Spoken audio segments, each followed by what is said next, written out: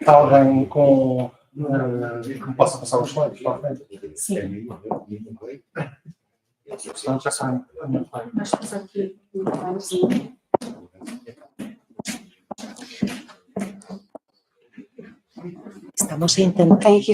Estamos intentando rescatar la presentación que ha dado problemas, ¿vale? Okay. Pero como tenéis que hacer una introducción Sí, y sí, eso, sí. pues mientras...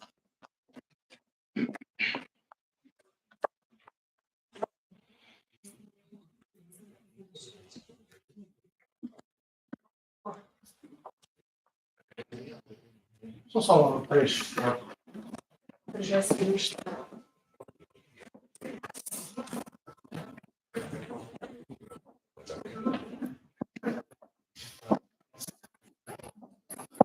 Já só apresentação.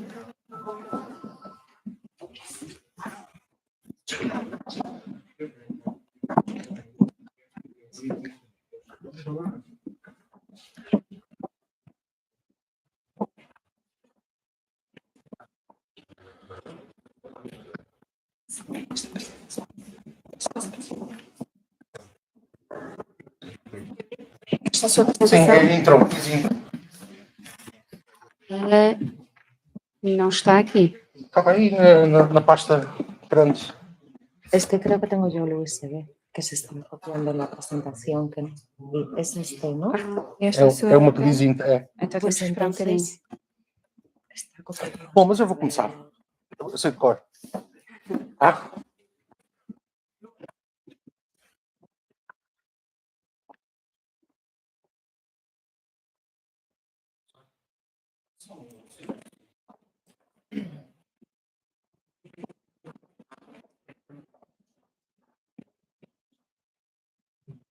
Bom dia, estão todos a ouvir?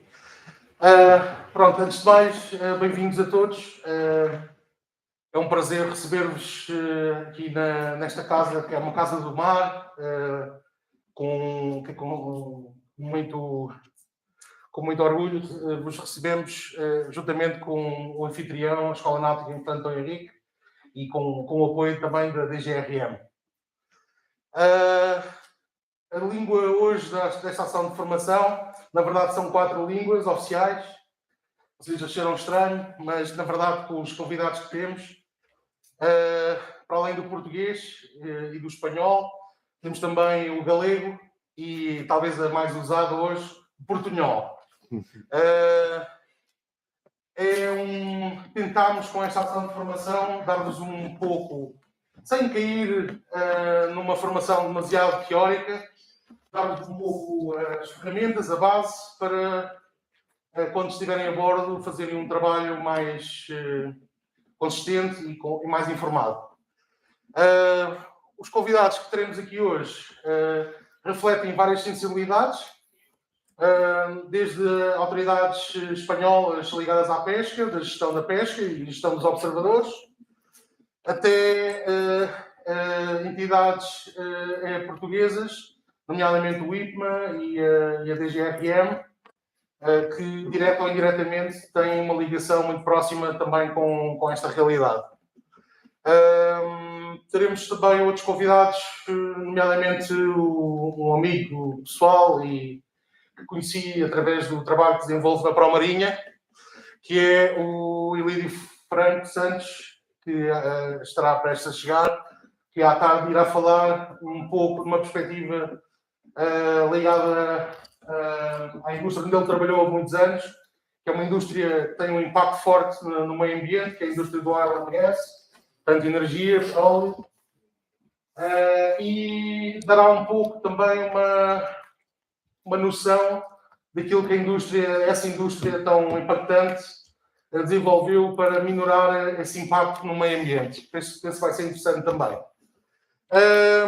O calendário, pronto, eu gostaria de ter aqui o horário, mas basicamente todos os preletores terão um tempo que tentaremos seguir dentro do possível. Faremos um intervalo para café e águas a meio da manhã. Depois temos o almoço livre, que poderá ser no bar da Escola Náutica, por exemplo, no bar. No bar, na cantina. Ou na cantina, ou então aqui noutros sítios aqui próximos. Retomaremos depois os trabalhos perto das 2h30 e concluiremos cerca das 5h30, mais ou menos. Tentaremos manter o horário designado para este efeito. O Sr. Comandante dos GSMs, meu colega na Pró-Marinha, queria só fazer um pequeno pedido, um pequeno anúncio. Bom dia a todos.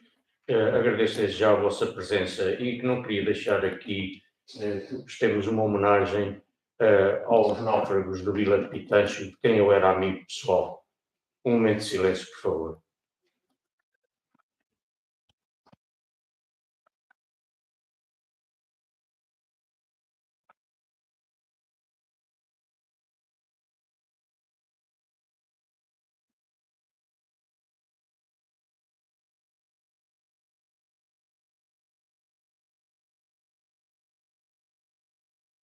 Obrigado.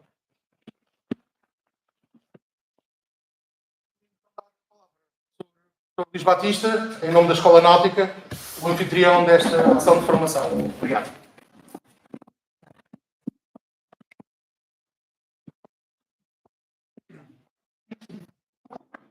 Bom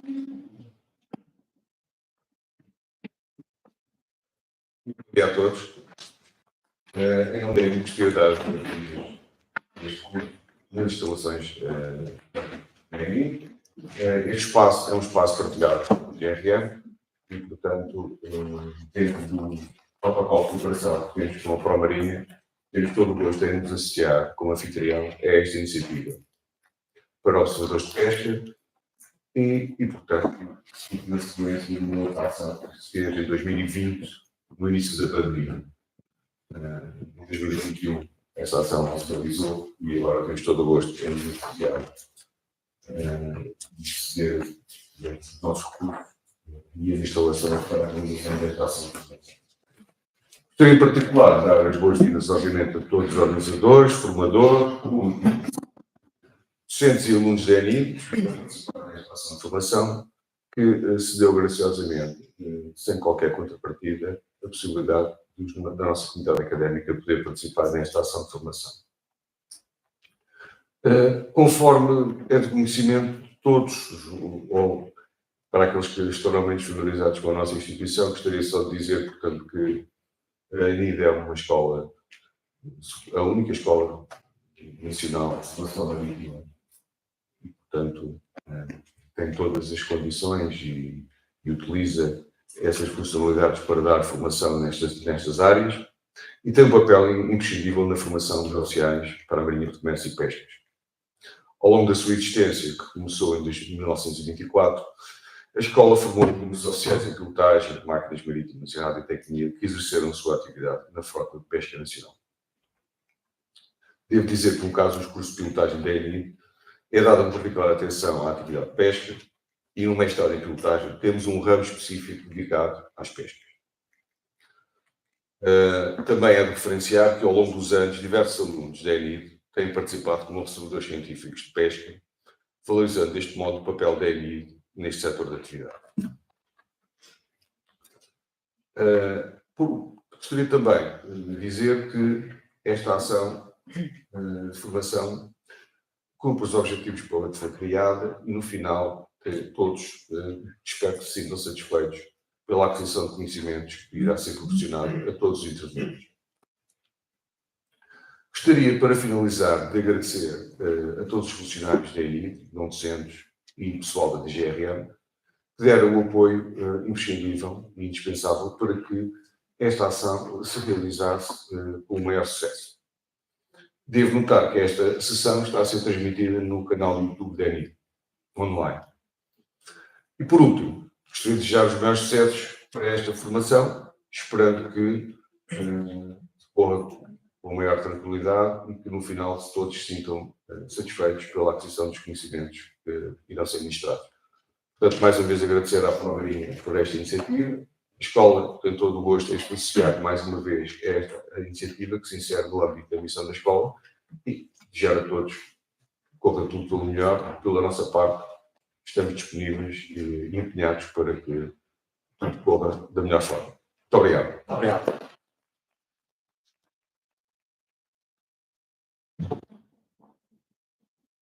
Pronto, eu agora iria passar a palavra a Helena Consuegra Alcalde, que representa a Espanha, Seja Pesca.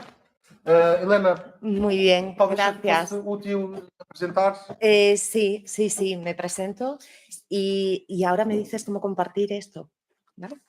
Hola, buenos días. Soy Elena Consuegra, trabajo en la Secretaría General de Pesca del Ministerio de Agricultura, Pesca y Alimentación en España y me encargo de coordinar el programa de observadores a bordo de palangreros de superficie en las ORPs de túnidos y especies afines. Con lo cual, pues bueno, mi presentación va a ser un poco explicaros cuando trabajéis en este ámbito de trabajo para realizar observaciones para la Secretaría General de Pesca, pues un poco cómo hay que realizar las tareas a bordo, en qué marco legislativo se enmarcan, cuál es la finalidad del programa y qué resultados son los que esperamos de las tareas de observación. Entonces, pues veo que ya tengo la presentación aquí, con lo cual pues voy a comenzar. En primer lugar, es muy importante tener claro el ámbito de aplicación, el ámbito de trabajo de las tareas del observador que estamos desarrollando. En nuestro programa de observadores, el ámbito de aplicación es exclusivo del arte de palangre de superficie. Y los palangreros de superficie a los que aplica esta observación son aquellos que operan en el ámbito de las organizaciones regionales de pesca de túnidos y especies afines. En este mapa que tenéis en la presentación podéis ver las principales organizaciones regionales de pesca y sus ámbitos de trabajo. Fundamentalmente son 4 áreas. El área de ICCAT, que es la ORP de todo el océano Atlántico. Luego tenemos la ORP IOTC, por sus siglas, que es una ORP que abarca todo el océano Índico. Y luego en el océano Pacífico tenemos 2 organizaciones regionales de pesca. En el este tenemos la IATTC y en el oeste la Western. La CCSBT también tiene observadores, pero ahí es muy difícil que los palangreros de superficie españoles bajen, con lo cual vamos a centrarnos fundamentalmente en las 4 ORPs que os he comentado. Esto es muy importante porque el trabajo de observación a bordo de palangreros de superficie va a ser diferente, va a tener unas peculiaridades y unos aspectos en función de la ORP en la que se esté trabajando. No tiene nada que ver ir a hacer una observación al área de la Western que al área de la IOTC. El marco legislativo de los observadores y la información que buscamos es completamente diferente, con lo cual es muy importante tener claro a qué área se va y qué legislación aplica a ese área. Entonces, bueno, vamos a verlo un poco. Los objetivos sí que son comunes a todo el programa de observadores en todas las áreas de las ORPs. Estos objetivos, la finalidad de este programa de observación es dar cumplimiento a las obligaciones que derivan de las organizaciones regionales de pesca, de las que España y Portugal son parte a través de la Unión Europea. Entonces, por una parte, las ORPs exigen una cobertura mínima de observación de un 5% del esfuerzo pesquero. Y anualmente las administraciones tienen que asegurar que se da esa cobertura mínima de observación. Esta cobertura mínima, luego en cada país la regulan un poco en función de las necesidades. En el caso de España aumentamos el 5% a un 6% de cobertura. Este aumento del 1% es para asegurar que si hay determinadas incidencias, averías del buque o este tipo de incidentes que pueden suceder, pues que se cumple ese mínimo que exigen las ORPs en todas las áreas del 5%. Esto es muy importante en cuanto a embarcar observadores, pero hay otra finalidad del programa que es aún más importante porque incide en la calidad de los datos de observación. Y es que anualmente hay que informar a las ORPs de una serie de datos resultantes de la observación. Somos las partes contratantes de las ORPs, las que tenemos que mandar esos datos de observación procesados y que dan respuesta a una serie de necesidades en las ORPs y van directamente a sus comités científicos para que los analicen y que de ahí manden una serie de recomendaciones a las comisiones de las ORPs para que adopten las medidas necesarias de gestión de los stocks. Con lo cual, en este sentido, son muy importantes los datos de observación y la calidad con que llegan esos datos, porque de ellos depende el que salgan unas medidas u otras de gestión. Entonces, ante estas necesidades de las ORPs, surge el programa de observadores que llevamos a cabo en la Secretaría General de Pesca. Y bueno, las principales características, pues como ya os he comentado, es específico del arte de palangre de superficie. Y aparte de eso, una característica básica y fundamental es que se trata de un programa de observación científica. En el ámbito de la pesca de altura hay dos tipos de observaciones a bordo de los palangreros. Por una parte está la observación científica y por otra parte está la observación de control. La observación de control es, por ejemplo, si en una ORP se implementa una veda de FATS, de que no se puede desplegar dispositivos de concentración de peces en un momento dado y en un lugar determinado, pues entonces del control de que no se desplieguen esos FATS se encargan los observadores de control, que, por así decirlo, llevan a cabo una tarea de vigilancia, de que las cosas se hacen como se tienen que hacer. Y si no se hacen así, se conlleva una serie de sanciones. Esta observación no tiene nada que ver con la observación científica, que es de la que estamos hablando hoy y objeto del programa de observadores. La observación científica es muy importante saber que no conlleva sanciones. Los observadores científicos a bordo no se encargan de ver si las cosas se hacen bien o se hacen mal. Esto es muy importante porque si no, a veces también desde el sector se es un poco reacio al embarque de observadores. Entonces, esto es importante, es observación científica destinada a entregar datos científicos a los comités científicos de las ORPs. Y en ese sentido, toda la información de los estadillos que tratamos de recopilar, pues es información de unas determinadas características que más adelante veremos.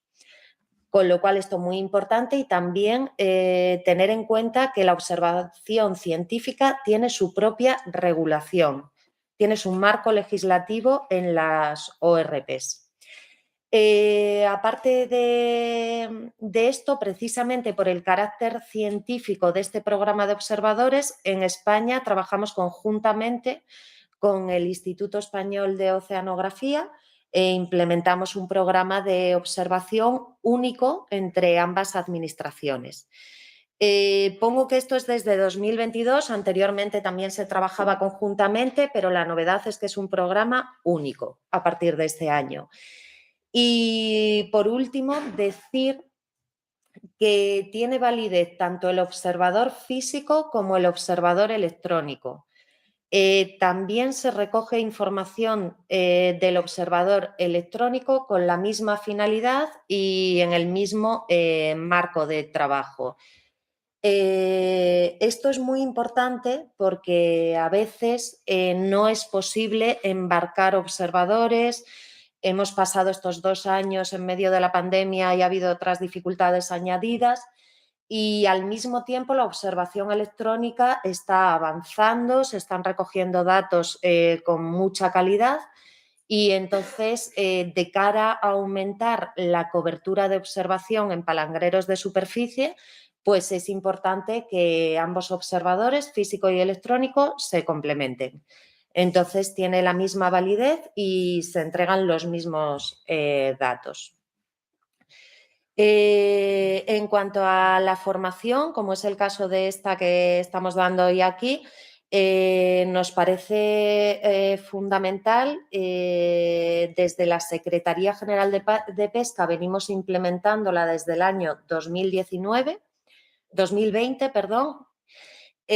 justo antes de empezar la pandemia. Ahí tenéis una imagen de la formación que dimos en ese momento en España.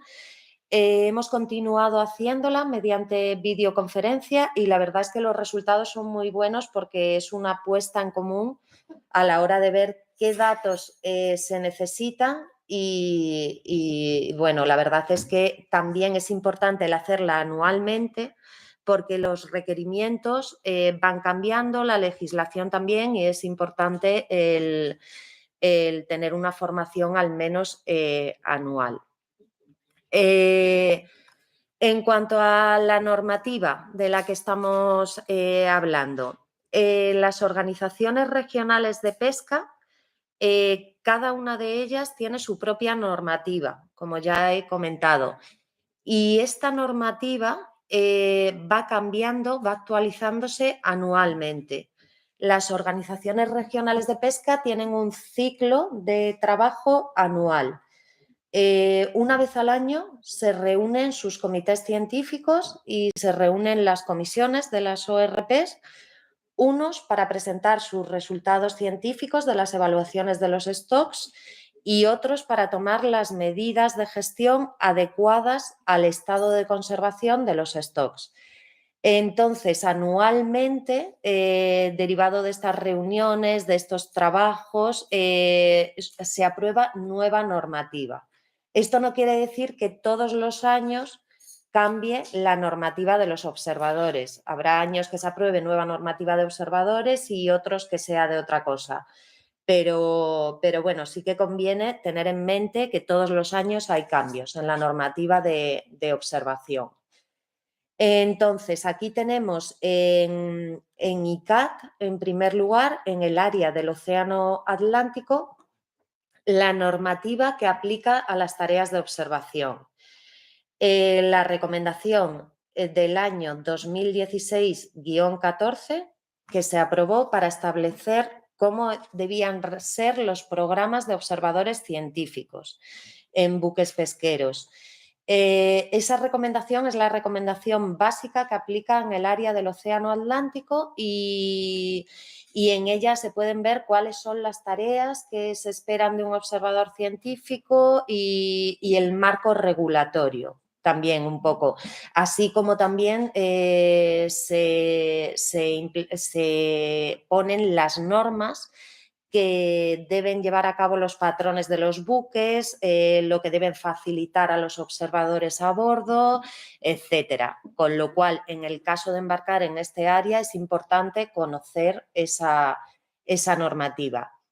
Y además hay unas normas mínimas para programas de observadores científicos en la recomendación 1310. Estas recomendaciones las podéis descargar en la página web de la ORP, de ICCAT. Si queréis, si tenéis dudas, os puedo facilitar los links, las páginas web, luego las puedo dar a Promariña y os las pueden dar. Entonces, en las páginas web de esas ORPs tenéis todas estas recomendaciones en las que sería muy extenso entrar en detalles. Simplemente que sepáis que están ahí y que en caso de ir a estas áreas, pues es importante tenerlas en mente. Y hoy aquí vamos a ver un poco los aspectos generales de todas las ORPs y del programa. Luego, en el marco de trabajo del Océano Índico, la IOTC, tenéis las dos resoluciones relacionadas con la observación que se ponen aquí, la 1104 y la 1502, ¿vale? Que son las que establecen cómo funciona el esquema regional de observadores en ese área. Y a continuación tenéis las ORPs del Pacífico, cuáles son las recomendaciones, la normativa en cada una de ellas. Estas funcionan de una manera bastante peculiar por ser en el Pacífico. Estos países tienen una manera de funcionar allí in situ diferente a nosotros y bueno, tienen un programa de observadores propios en el área de la Western y, por ejemplo, ya que estamos aquí en Promariña, es importante decir que en el área de la Western solo hay una empresa que puede proveer observadores para el Pacífico Oeste y es Promariña. Es la única empresa certificada en la Unión Europea para esta finalidad. Y luego el área de la CIAT también es un área muy peculiar. Esta es la del Pacífico Este y es muy importante tener en cuenta que en este área no funcionan los estadillos de observación donde se recogen los datos, no funcionan los estadillos con los que trabajamos a nivel de la SGP. Son unos estadillos propios de la ORP. Cualquier observador que embarque en ese área tiene que llevar los estadillos propios de CIAT que, bueno, básicamente recogen el mismo tipo de información que los nuestros, pero con su formato. Y la verdad es que el programa de observadores que tienen en CIAT funciona muy bien y el comité científico ha venido trabajando mucho en diferentes aspectos de la observación. Por ejemplo, en el año 2011 ya dijeron que era importante medir la cobertura de observación que se implementaba en el área en base a los anzuelos, al número de anzuelos observados, porque era una medida mucho más eficaz que los días de pesca y, bueno, la verdad es que llevan un programa de observación muy exhaustivo y que funciona muy bien. Aparte de esta normativa a nivel internacional que tenéis que tener en cuenta, en el ámbito nacional también es importante tener en cuenta la normativa de aplicación. En concreto, el programa de observadores que nosotros llevamos a cabo en España surge de la Orden del Arte de Palangre de Superficie, que establece que se debe llevar a cabo una observación a bordo y aparte de esa es importante tener en cuenta otra normativa que aplica a especies que pueden tener interacción con el arte de palangre de superficie, como es el caso de los tiburones. Y ahí menciono una orden, la del año 2009, que prohíbe la captura de tiburones zorro y tiburones martillo. Esto es importante porque de cara a hacer una observación a bordo, pues habrá que tener en cuenta que estas especies son de especial interés en caso de que interaccione con el arte. Y ya entrando un poco más en el funcionamiento de nuestro programa, a grandes rasgos, desde la Administración española lo que hacemos es planificar un número de días de pesca que se tienen que observar en cada una de las áreas de cada una de las ORPs para dar cumplimiento a ese 5 o 6% de cobertura mínima. Posteriormente, el sector involucrado, en este caso el de palangre de superficie, nos dice los buques y las mareas en las que va a embarcar un observador, teniendo en cuenta que cuanta más distribución espaciotemporal de observadores haya, pues mejor porque tenemos una distribución de más calidad de las observaciones. Posteriormente, el sector nos informa del embarque del observador. y el observador realiza sus tareas a bordo. Ahora os diré cómo y con qué resultados. Y luego tiene que entregar un informe de observación y otra serie de cosas tipo fotos que ahora comentaremos. Esos resultados de la observación a bordo son los que se entregan y los que posteriormente procesamos en las administraciones públicas. En este sentido, es muy importante que los resultados de observación cumplan un determinado formato, porque posteriormente el procesado va a ser mucho más automático. Lo vamos a meter en una base de datos mucho más fácilmente y es por este motivo que en 2020 creamos un estadillo de observación unificado para todas las ORPs, excepto la CIAT, porque como os he comentado, tiene su propio estadillo de observación. Desde que creamos ese estadillo de observación unificado, la información ha mejorado muchísimo, la calidad de los datos también y bueno, la verdad es que ese es uno de los aspectos básicos, tener claro qué estadillo hay que cumplimentar y cumplimentarlo tal cual está hecho. Cuando se realiza un embarque de un observador y el sector nos lo comunica, necesitamos los datos personales del observador y el currículum vitae. Desde la administración no estamos pidiendo una formación específica para realizar las tareas de observación, pero sí que es conveniente tener una formación relacionada con las tareas que se van a llevar a cabo, aunque no sea una limitación el que tenga que ser el observador, biólogo, lo que sea, pero bueno, sí que es conveniente que se acredite algo relacionado. Luego se necesita el buque y las fechas previstas de embarque, incidencias si hay alguna.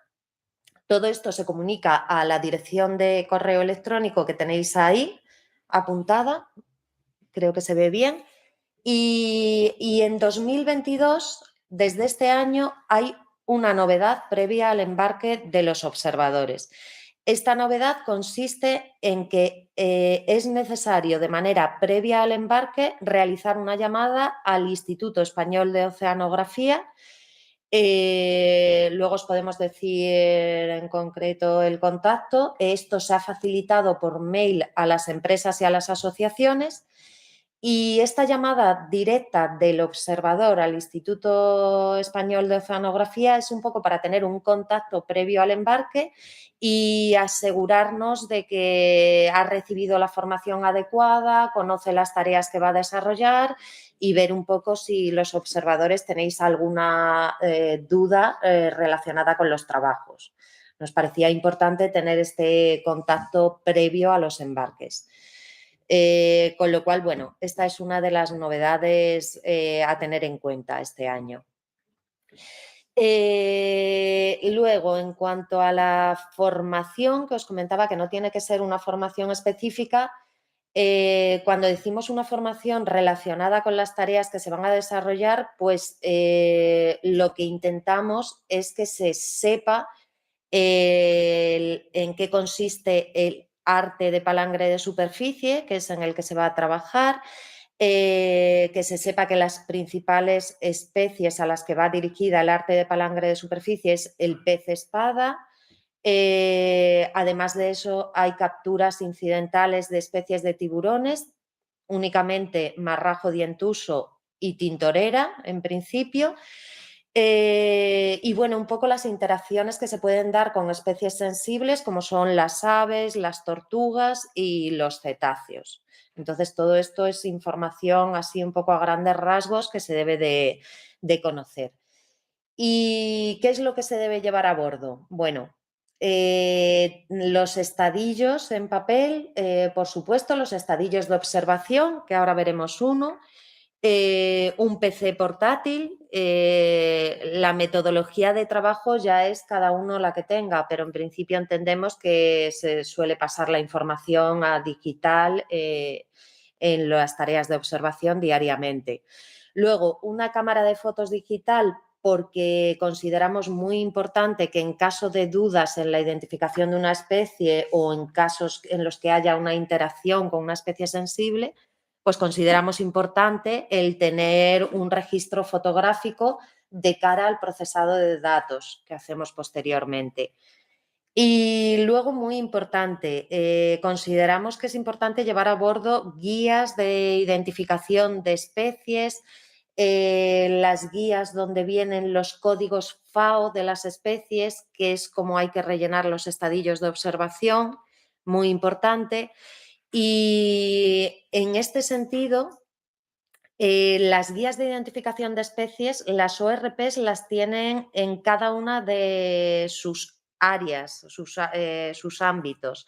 Si, por ejemplo, se va al Índico, pues la IOTC tiene sus propias guías de identificación de especies que están adaptadas a las especies que nos podemos encontrar en ese área.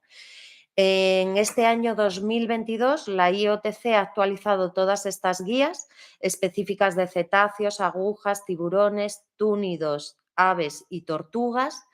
Y bueno, desde la Secretaría, a lo largo de esta semana, vamos a facilitar el link a la página de la IOTC donde os podéis descargar esas guías. Y además, este año queremos enviar a las principales asociaciones de palangre de superficie y empresas estas guías para que se lleven a bordo, ¿vale? Y en el resto de ORPs, pues lo mismo, hay guías específicas y adaptadas al área de trabajo. Y con todo esto, pues de las tareas de observación, lo que hay que entregar, lo que esperamos es que en los 15 días posteriores al desembarque del observador, en la medida de lo posible, por supuesto, pues que se entregue el estadillo de observación, que es el estadillo de observación, bien sea el formato del área de CIAT, que hemos comentado que es propio, o el formato, el de la SGP, homologado para todas las áreas. Se trata de un único archivo Excel por marea observada y este archivo de Excel tiene 7 pestañas donde se van completando los datos. Además de eso, también hay que entregar unas fotografías, o sea, fotografías en el caso de que se hayan hecho, que esperamos que sí. En el caso de las interacciones, como he comentado, pues es importante realizarlas y en el caso de que se tengan dudas con la identificación de especies. Y si se realizase observación electrónica, que no es el caso, pues se entregaría también un informe con las especificaciones técnicas de las cámaras que se llevan a bordo. Y aparte de eso, pues toda la información adicional que consideréis de interés, ¿vale? Los estadillos de observación. Esta quizás sea la parte más práctica y que más os interese. Tenemos el estadillo y manual de CIAT, en el que no voy a entrar porque está perfectamente explicado en la página web de la ORP de CIAT. Está ahí el estadillo, sus manuales, todo. Y para las otras 3 áreas, Atlántico, Índico y Pacífico Oeste, se utiliza el estadillo de la SGP, que anualmente lo mandamos a todas las asociaciones y empresas relacionadas y hay que asegurarse de que se tiene la última versión de ese estadillo. De hecho, esta semana también vamos a mandar desde la Secretaría la última versión con las últimas modificaciones que hemos realizado. Ese estadillo, esto es muy importante, tiene un manual propio para saber cómo se debe cumplimentar cada uno de los campos de información. Es fundamental leer ese manual, llevarlo a bordo y así tener claro de qué manera completar el estadillo. Muy importante, el estadillo para que luego posteriormente pueda ser procesado y podamos introducirlo en la base de datos de trabajo que tenemos, tiene que estar tal cual lo enviamos. No puede ser modificado, no se pueden introducir pestañas, ni quitar, ni agregar campos, nada. Tiene que ser tal cual llega y meter la información y ya está. Se debe de rellenar en su totalidad, bueno, en la medida de lo posible, claro está. Y bueno, aparte de esto, voy a abrir un estadillo en su última versión para que lo veamos. A ver, espera. A ver si me lo abre. Sí.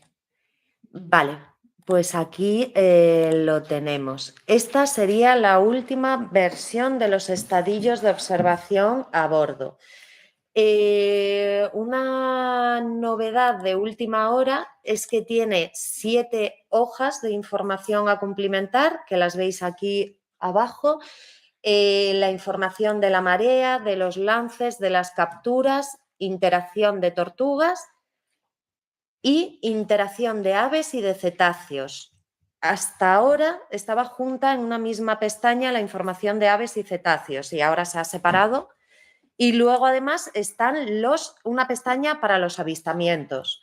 Hasta este momento había casos en los que nos llegaban en la pestaña de interacciones lo que creíamos que eran avistamientos y hemos considerado que era mejor separar claramente, diferenciar interacciones de lo que serían los avistamientos.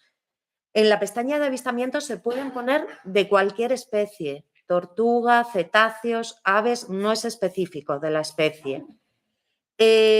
Aparte de esto, hay unas pestañas adicionales, una de códigos que consideramos que puede ser útil tenerla en el propio Excel, aunque sí que es verdad que en este nuevo estadillo, si desplegamos, por ejemplo, pabellón, bueno, aunque esto no sería con código, bueno, océano. Si queremos poner el océano, que es una de las pestañas que va con código, tenemos un desplegable en el propio campo a rellenar y ya te lo pone. Pero bueno, por si hubiera dudas, os vais a la pestaña de códigos y os viene aquí toda la información, ¿vale? Luego, aparte de esto, también hay otra pestaña con unas instrucciones generales. Estas instrucciones consisten básicamente en un esquema del arte de palangre de superficie para tenerlo a mano.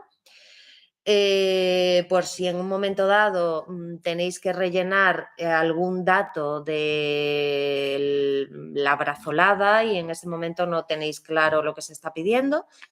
Y hay también un esquema de un anzuelo tipo J, que va a ser el que usa la flota española en todos los casos en el palangre de superficie.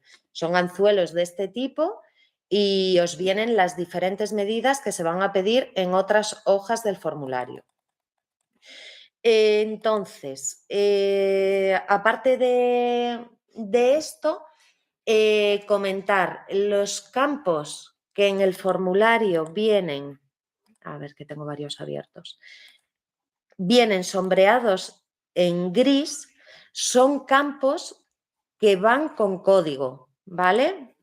Esto quiere decir que, por ejemplo, si me voy en la pestaña de lances a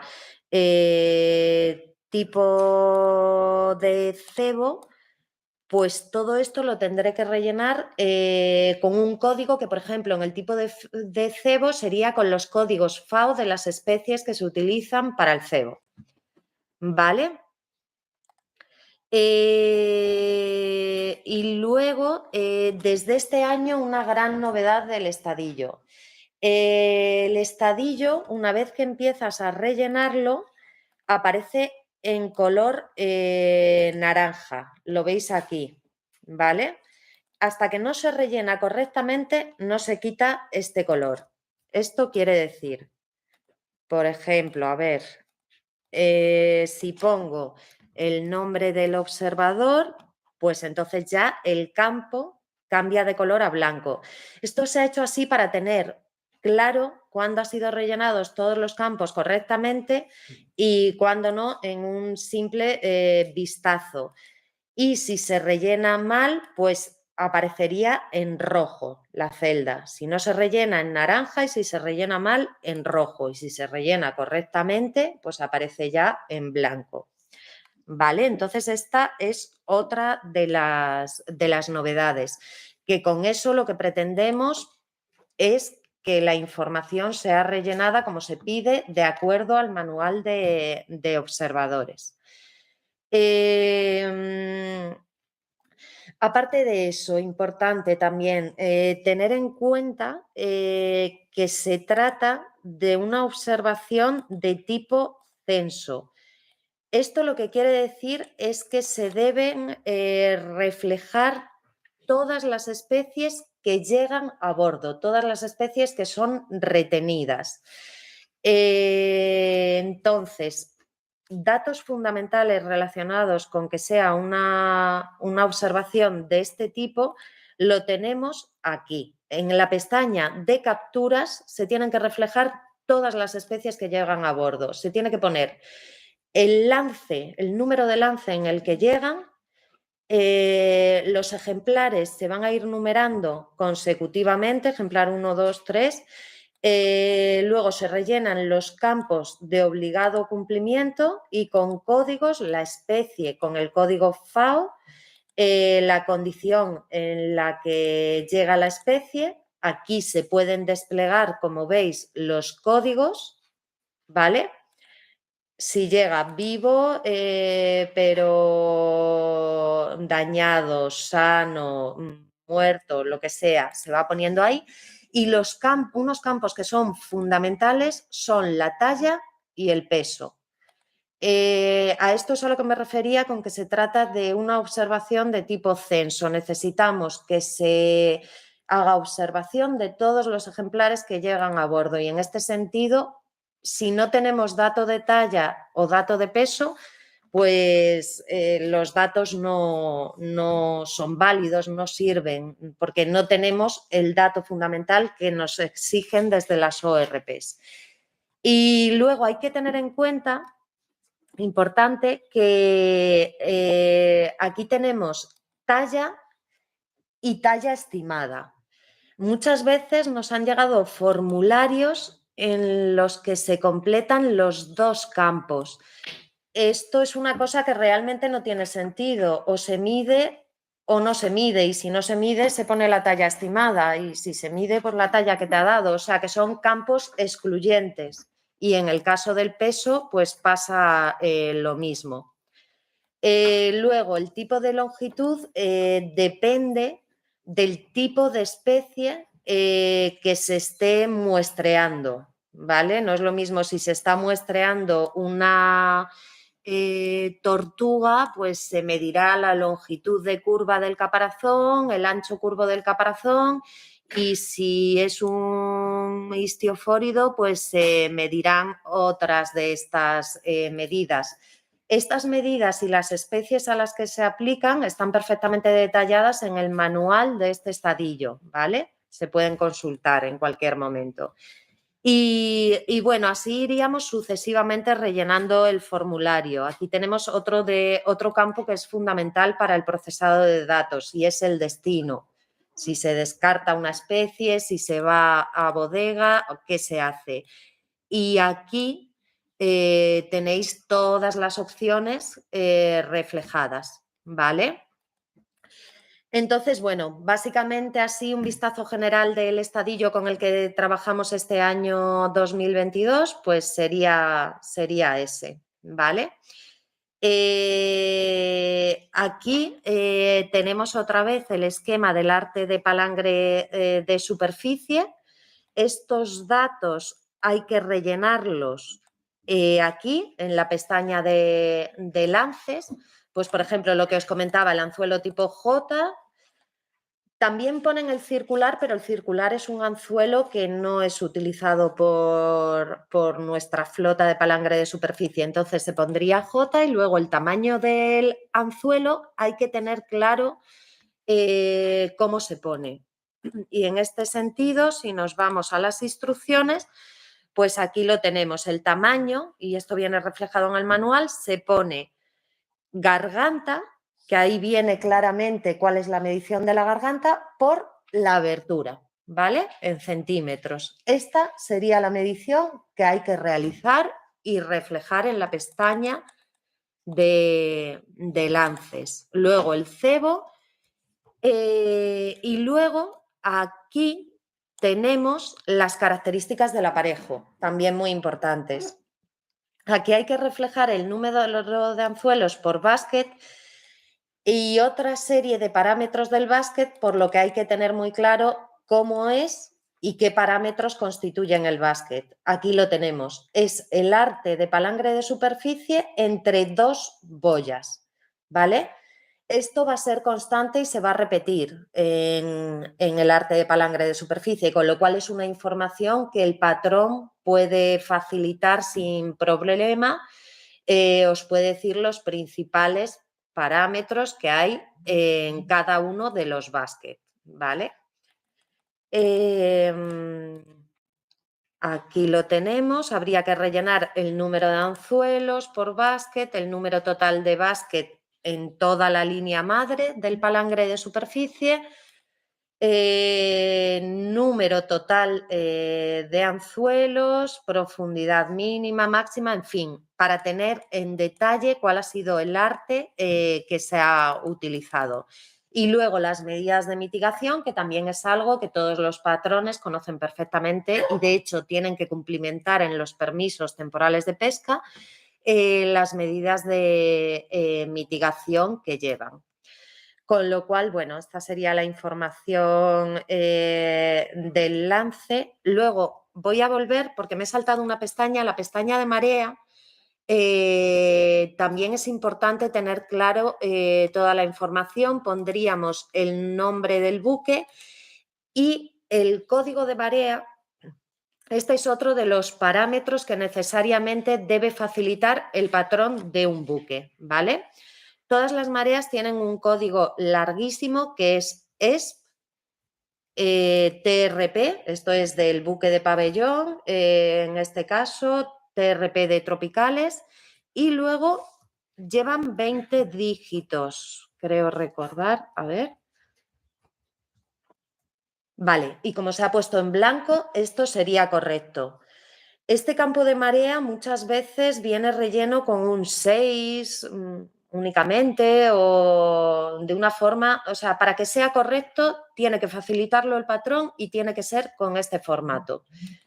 Luego el nombre del observador, que aquí lo he puesto en minúsculas y debería haber ido en mayúsculas, y aquí pues todos los datos, puerto de salida, fecha de salida, puerto de llegada, el pabellón, la matrícula, en fin, pues para que se tenga un conocimiento de la marea en la que se está trabajando.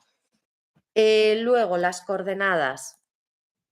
Las coordenadas son pedidas en muchas de las pestañas. Por ejemplo, en la de lance se piden las coordenadas del inicio y fin de la largada y el inicio y fin de la virada.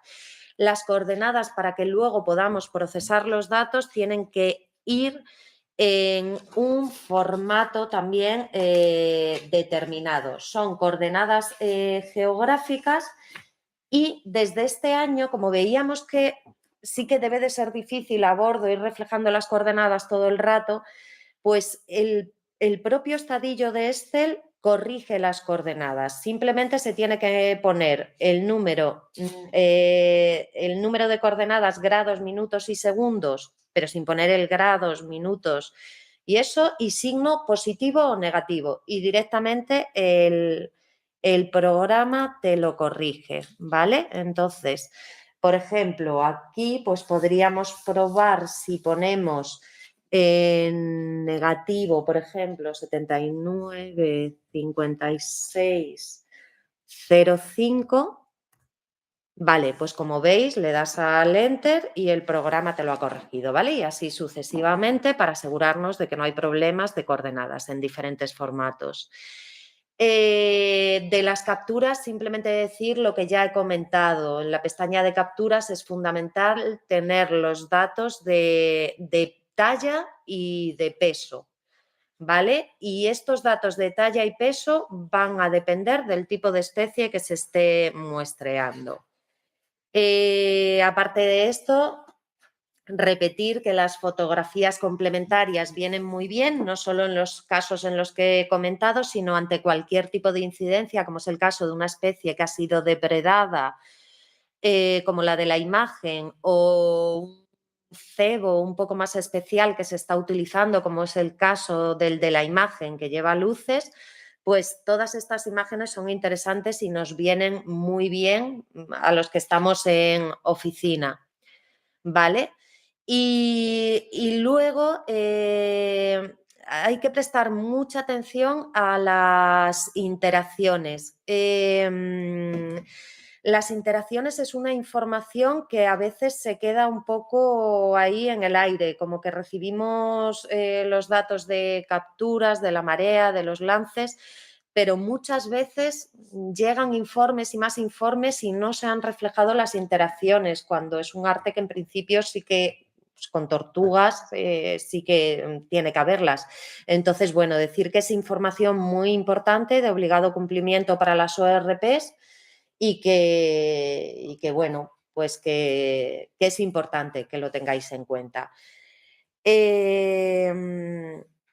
Y aparte de esto, pues nada, simplemente agradecer mucho vuestro trabajo. Para los que no estamos a bordo, no vemos las cosas, sois nuestros ojos y nada, y la verdad es que es un trabajo fundamental para todo lo que posteriormente luego se hace y aplicamos en oficina.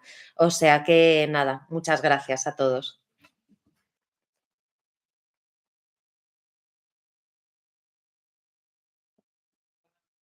Eu não sei se antes de fazer o intervalo, se o José quer fazer a sua apresentação. Queres fazer já e depois fazemos o intervalo a seguir? Ok. José.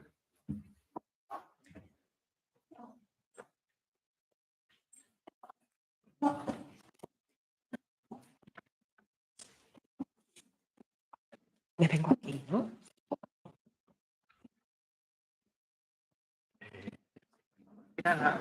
Yo creo que tú la vas a tener aquí también. Pero es que lo han grabado todo aquí, Vale. me parece, ¿no? Esto es lo tuyo. Sí. Bien. Hola, ¿qué hay? Buenos días.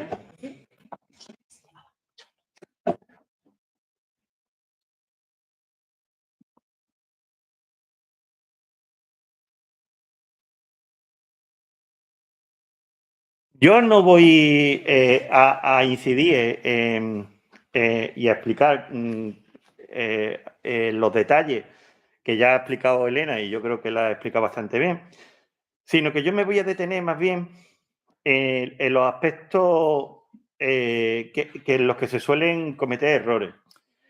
Me voy a presentar, en primer lugar. Bueno, yo también pertenezco a la Administración Española, pero yo soy científico. Soy el que atiende a esa RFMO, esos grupos de trabajo, y por tanto, la información que le recibe Elena después me llega a mí. Y yo soy el que tiene que exponerla ante los compañeros científicos de otros países.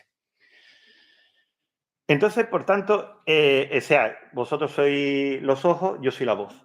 Entonces tenemos que estar plenamente coordinados, porque voy a ser realmente los ojos, pero yo soy la voz. Entonces tiene que haber una coordinación y un fluido en todo el proceso, ¿no? Ahí está mi correo, el del IO, que va a cambiar, porque ahora no van a cambiar el correo, he puesto los dos, el actual, que es el io.es, y el del csi.io.es. Váyase a mí al que tengáis que llamar. Y hablaremos. Sobre la importancia de todos estos aspectos, me gustaría comentaros que justo antes de la pandemia, poco antes de la pandemia, que ya nos encerraron, yo estuve también en Lisboa, estuve aquí. Y de hecho fue mi último viaje antes de que nos encerraran.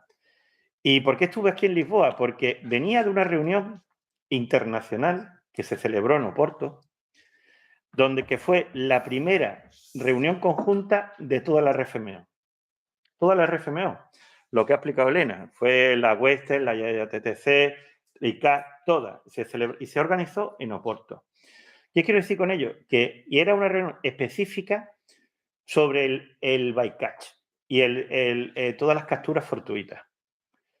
Tiene mucho interés y tiene mucha importancia. Y ahora mismo a la comunidad internacional tiene los ojos puestos en todo ese bycatch y en conseguir una pesca responsable y sostenible. Que no pasa nada que se capture una tortuga o no pasa nada si se captura un ave, pero hay que saber ese volumen, a qué representa y exactamente de qué estamos hablando, ¿no? Bueno, pues sobre esos aspectos que yo decía que los que voy a incidir, no es que sea... es verdad que hay especies sensibles como las tortugas, los tiburones, pero en realidad nos interesan todas las especies, todas. Quiero empezar con esta foto, yo creo que es bastante llamativa. Es de internet, la descargué de Google. Es un rallador. Resulta que nos llega la información de un código de un rallador, pero no tenemos la foto. Este es un pájaro de agua dulce, ni siquiera es marino.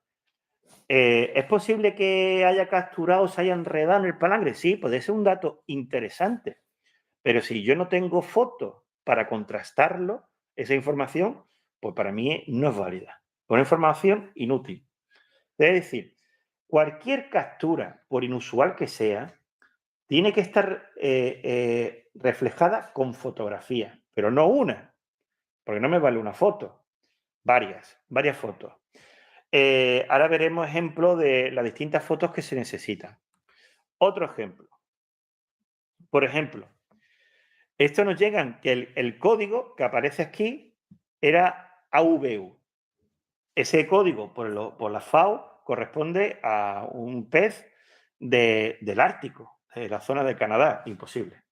Había un error aquí, claro, o bien al escribir el código o bien a buscarlo. Es decir, un problema de codificación.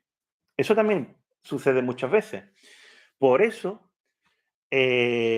necesito hablar con vosotros antes de embarcar para contactar con vosotros, de tener ese primer toma de contacto y una vez a la vuelta, cuando yo haya visto los datos, si hay algún error o algo llamativo, como en este caso, poder contactar y decir, ¿este pez te suena? Porque es imposible que sea este pez. Bueno, imposible, tienen cola, navegan. Pero bueno, que si es así y si es verdad que lo has visto, tiene que estar reflejado con fotos. Fotos, y no una, varias, de perfil, mostrando las aletas y tal. Otro ejemplo, que este ya no es de codificación, ni es un error, ni es una especie rara, es una especie frecuente, los dos. Por un lado tenéis una Daciati y por otro una Pteroplatytricon violácea. Los pescadores lo conocen las dos como chucho o raya pelágica. Chucho es un término más bien español, no sé en gallego. Bueno, es la raya pelágica y es muy típica y aparece mucho. Pero son dos especies distintas. A lo mejor tú puedes decir raya pelágica, sí, pero no es la misma. Hay que fijarse bien en los detalles. En el primer caso tiene un hocico prominente, una daciati, y en el segundo caso es totalmente liso, es redondeado. Son un carácter taxonómico, claro.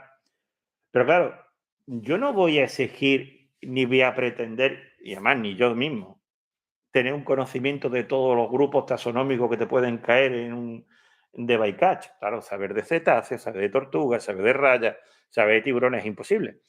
Foto. La foto.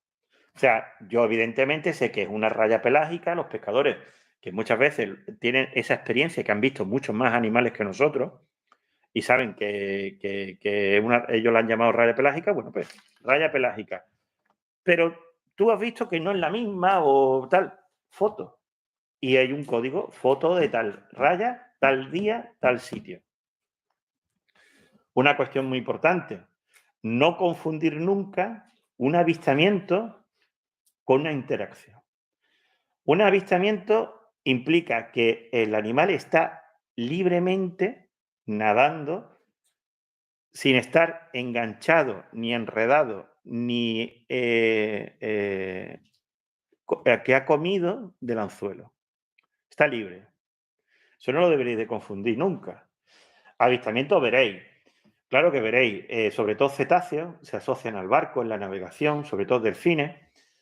Vaya a ver especies de delfines muy diferentes a las que se ven por aquí, por esta zona. No sé si tenéis experiencia. Pero bueno, es difícil también hacer una foto a un delfín que navega. Entonces, si queréis realmente dar ese aporte de he visto un delfín en la zona del Pacífico, pero no sé qué especie es, vale. No, es muy difícil hacer una foto, te lo digo. Pero descríbemela. ¿Tenía marca amarilla? ¿No tenía?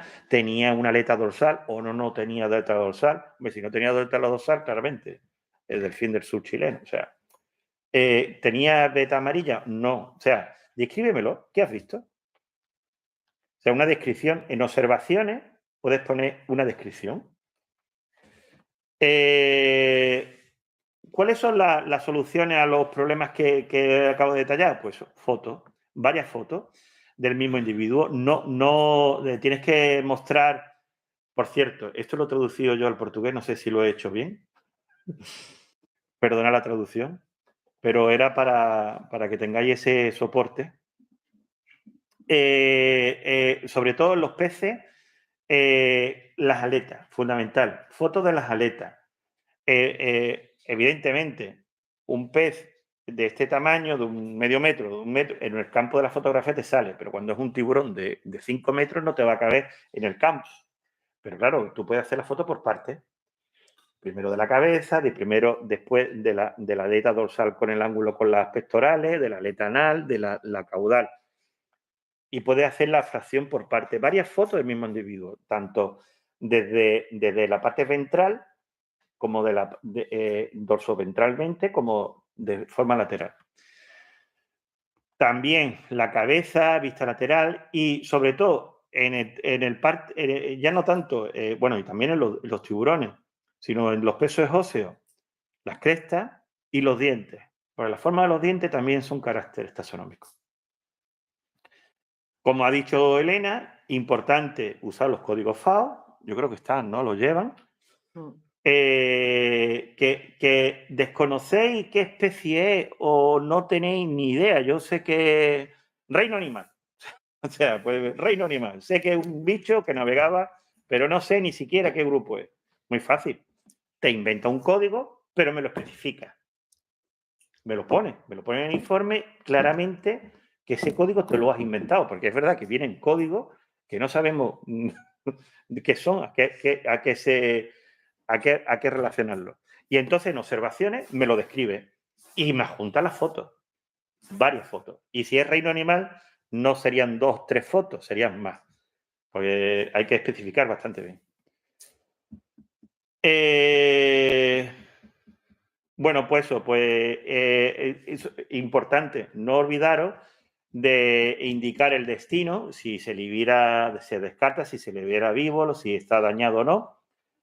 Y en relación con lo que comentaba Elena de las nuevas hojas, de que hay que reespecificar si ha habido interacciones con cetáceos, tortugas o aves, hay que poner el 0. El 0 es un valor, es un dato. Es decir, si en el lance, no sé, una marea, podía hacer 50 lances, 53 lances, yo necesito que en la hoja de Excel donde marque tortuga o marque ave, si han sido 53 ceros, pues 53 ceros. Un lance, 0. Yo sé que no habéis visto ave, ¿vale? Porque es lo que decía Elena anteriormente, hemos encontrado anotaciones que no sabemos si se refieren a un avistamiento, a una captura, y después el observador no sabemos quién es, si te he visto no me acuerdo, y es muy difícil eso asignarlo. Y después, La identificación, bueno, hay especies más fáciles, por ejemplo, las tortugas, son 7 especies, en realidad son fáciles de saber cuáles son, pero por ejemplo hay especies como Nataturus depressus o la Lepidoscelis kempi que difícilmente vaya a ver porque tienen una distribución muy local. O sea, no ponerme especies raras, si me las ponéis porque creéis que sabéis, bueno, fotos, muchas fotos. Pero, por ejemplo, pero sobre todo asignarme una foto. Hay veces que sobre todo las tortugas no se suben a bordo, ahora lo veremos, porque pesan mucho, el subirla a bordo también es peligroso, de una manera peligrosa tanto para la tripulación, marinería, como para el propio ejemplar de la tortuga, además si es grande. Pero, y además no tenéis la cámara a mano, es una maniobra rápida, vale. Pues hay caracteres que me podéis diferenciar rápidamente, como son la tortuga laúd, por ejemplo, de Mochelis coriacea, es negra, tiene las quillas características, muy fácil distinguible, tiene la boca en forma de W, de resto de tortugas tienen pico. Cuando tiene un pico muy pronunciado en forma de loro, es una Erismochelis imbricata. No hace falta ver caparazón para saber que eso es una Erismochelis imbricata, que es la tortuga carey. No me llaméis carey a todas las tortugas. Carey es Erismochelis imbricata. Después, cuando tiene una cabeza muy desproporcionada, la tortuga boba. Y cuando tiene la cabeza muy pequeña, la tortuga verde, ¿no? Eso prácticamente son las especies con las que os vais a enfrentar. Bueno, pero lo que yo digo, el carácter taxonómico definitivo es el caparazón. Y eso, claro, para verlo tiene que estar en cubierta, desde el barco, desde fuera, cuando se va, si es grande y no se va a izar a bordo, no lo vaya a ver. Pero si la tenéis en cubierta, pues eso, características como las uñas de las aletas y una foto detallada de la cabeza.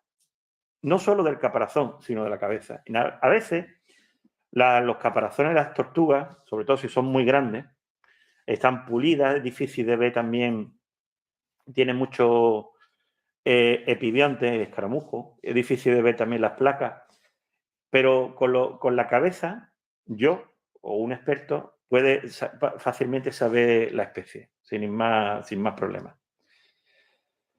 Después, en el caso de las aves, bueno, pues es mucho más complejo, ¿no? En el caso de las aves, hay albatros, petreles y hay otro tipo de aves y es verdad que la taxonomía de estos grupos es compleja. Fotos detallado de la cabeza, fotos detallado de las alas, tanto de intentar despliegue de si el animal está muerto, intentar desplegarles bien las alas, que se vean todo la librea de colores de la parte dorsal y de la cabeza, ¿no? Porque la cabeza, las narinas, son un carácter también taxonómico. Con respecto a las aves, que afortunadamente cada vez se capturan menos, pero si sale un ave, hay que medirle el ala y el pico. ¿Vale? No voy a entrar ahora en detalle porque sabéis cómo se miden los peces espada y cómo se miden los atunes, sabéis todas las medidas de toda la biometría, pero bueno, esto en concreto es más difícil y se suele pasar por alto y cuando tengo un pájaro no sabe exactamente qué tengo que medirle de un pájaro. Pues eso es lo que se mide de un pájaro, ¿no? El ala y el pico. Bueno, esta presentación la tenéis y la tendréis, o la he facilitado para que la tengáis. Bueno, después, buenas prácticas para el manejo de las tortugas. Bueno, pues como lo que he comentado, son, bueno, fundamentalmente pesca sostenible, no vamos a hacerle daño al animal para poder hacerle una foto. O sea, sobre todo también hay que tener en cuenta la seguridad de la tripulación. Yo he visto accidentes, son ejemplares muy grandes, pesan mucho, están sujetos, a veces no es como un pez espada, un atún que se ha comido el anzuelo y están bien enganchados. Las tortugas a veces vienen de una aleta o vienen de un maxilar o vienen tal, y el anzuelo, si se tensa mucho, puede salir disparado. Yo he visto accidentes graves.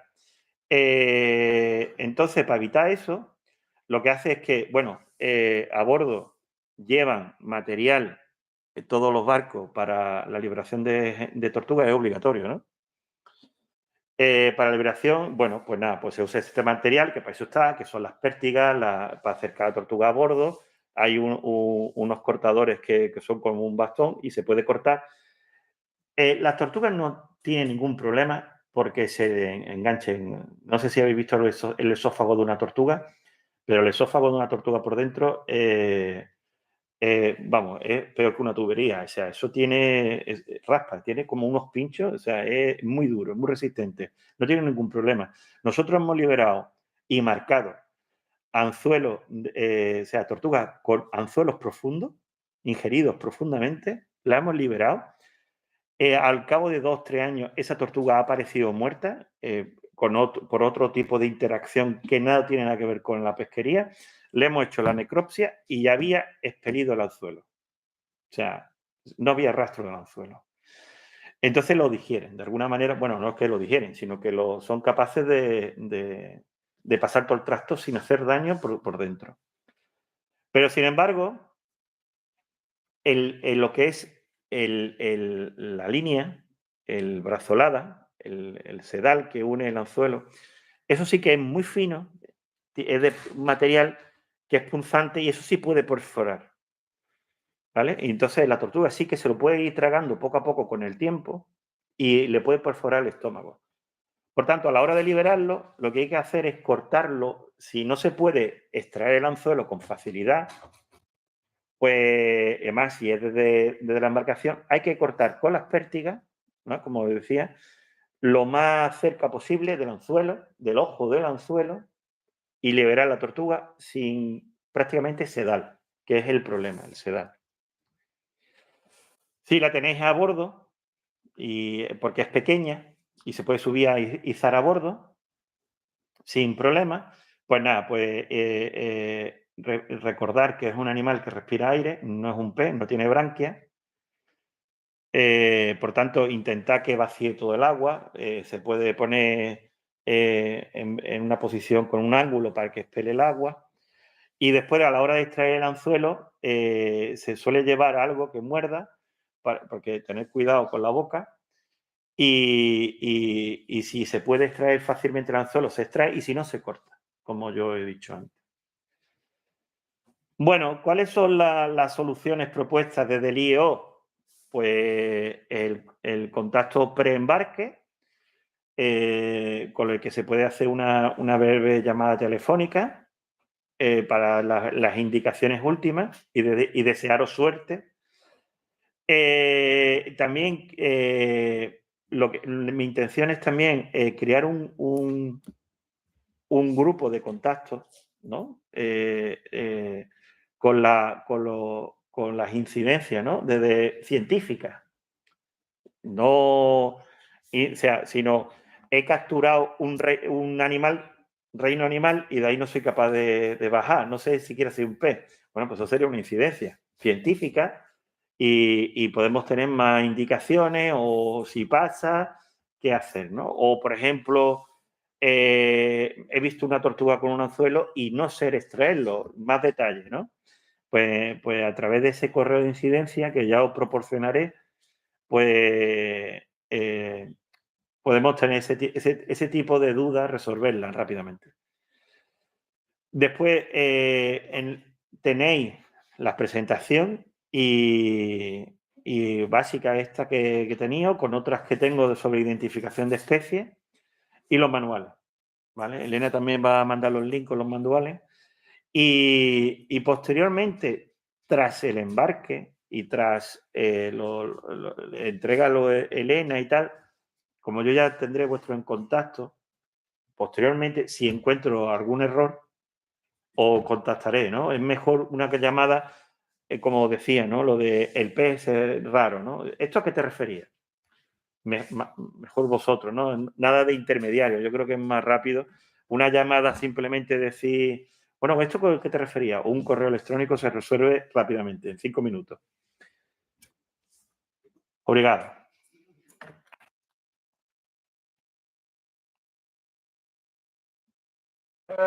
Eu iria propor então fazermos um intervalo e a seguir ao intervalo depois faremos algumas questões à Helena e ao José. Eu propunha 15, 20 minutos de intervalo, tá bom?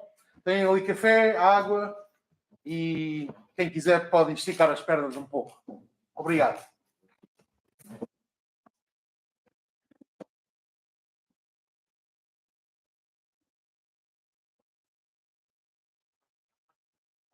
Currado un montón, claro que sí. Pero bueno, que el lunes salió bien, no subestimemos nada. Pero bueno. O português está ótimo.